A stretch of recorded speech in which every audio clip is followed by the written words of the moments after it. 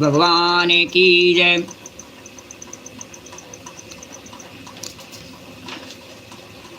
उच्चावचेषु भूतेषु चरण बासुरेश्वरा और नोच्चावचत्वं भजते निर्गुणत्वाधियो गुणै आसीरतीत कल्पान्ते ब्राह्मो नैमित्तिकोलया समुद्रो प्राप्ततास्तत्र लोका भूरादयो नृपः काले नागतस्निन्द्रस्य धातुशिशयोर्बले मुखतो निःसृतान् वेदान् हयग्रीवोऽन्तिके हरत् ज्ञात्वा तद्दानवेन्द्रस्य हयग्रीवस्य चेष्टितं दधारा सफरीरूपं भगवान् हरिरीश्वर दधारा सफरीरूपं भगवान् हरिरीश्वर।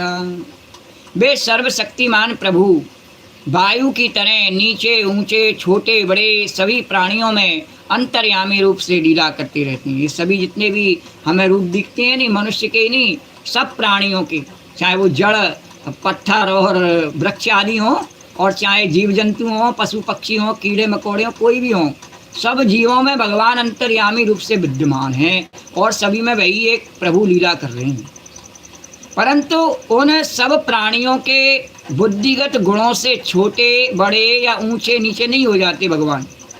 जैसे प्राणी की योनि होती है, उसका स्वभाव होता है, उसके आधार पर भगवान वैसे नहीं हो जाते हैं। भगवान वैसे ही रहते हैं जैसे हाथी के भीतर है, वैसे ही चींटी के भीतर है, क्योंकि वे वास्तव में समस्त प्राकृतिक गुणों से रहित निर्गुण हैं भगवान। परीक्षित, पिछले कल्प के अंत में ब्रह्मा जी के सो जाने के कारण और ब्राह्य नामक नैमित्तिक प्रलय हुआ। उस समय भूरलोक आदि सारे लोग समुद्र में डूब गए।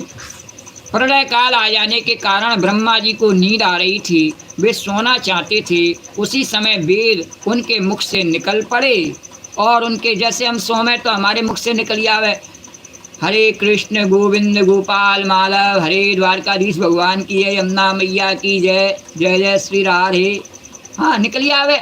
तो ऐसे ही ब्रह्मा जी के मुख से भी वेद निकल आए, क्योंकि उन पे आता ही वही था, तो वही उनके मुख से निकले। और उस समय उनके मुख से जब निकले नहीं तो उनके पास ही रहने वाले हयग्रीव नामक बलि दैत्य ने उन्हें योग बल से चुरा लिया। दैत्य ने सोचा कि ये भगवान के जैसे हम नाम ले में, तो दुष्ट व्यक्ति जो नाम नहीं ले सके वो सोचे भगवान का नाम बहुत कीमती है, मैं से चुरा लूँ। तो चुरा तो कोई सकता नहीं है, गा सकता है उसे, चुरा तो सकता नहीं है। तो ऐसे ही भगवान के ब्रह्मा जी के मुख से वेद निकले, तो वो वेद को अपना तो सकता नहीं, वैदिक क्रिया में उसका रुझान नहीं दैत्य का। तो उसने कहा कि दूसरों को भी नहीं करने दो, इसलिए उसने चुरा लिए। दैत्यों का काम यही है, वो स्वयं तो भक्ति कर नहीं सकते हैं, दूसरे भी कर न सकें भगवान की, ऐसा ही प्रयत्न करते हैं, इसलिए उन्हें उसने चुरा लिया। और सर्वशक्तिमान भगवान श्री हरि ने दानवराज हयग्रीव की चेष्टा जान ली, इसलिए उन्होंने मत्स्यावतार ग्रहण किया। लोग ऐसा नहीं समझे कोई पोथी थी जिसे हयग्रीव ने चुरा लिया, वेदों की पोथी नहीं थी। भगवान के जो गुणगान हैं, भगवान के जो शब्द हैं, वही वेद हैं। भगवान की वाणी है नहीं, वही वेद है। तो ब्रह्मा जी के मुख से जो निकली वाणी वही भगवान की वेद स्वरूप वाणी है। उस वाणी को ढक देना, चुरा लेने का अर्थ है ढक देना।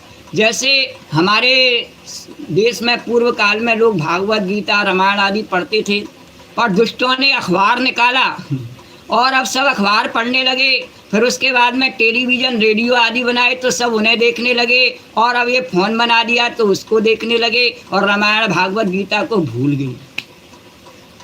ये इसको चुराना कहते हैं, इसी को कहते हैं हयग्रीव ने चुरा लिया।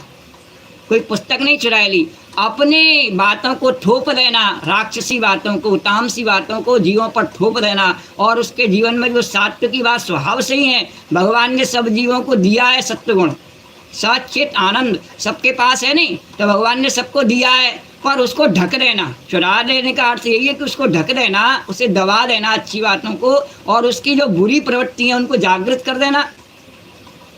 खाओ पियो मौज करो, बस यही जीवन है, और उसी में उसको रमा देना, उसी में रमा रहता है पूरे जीवन।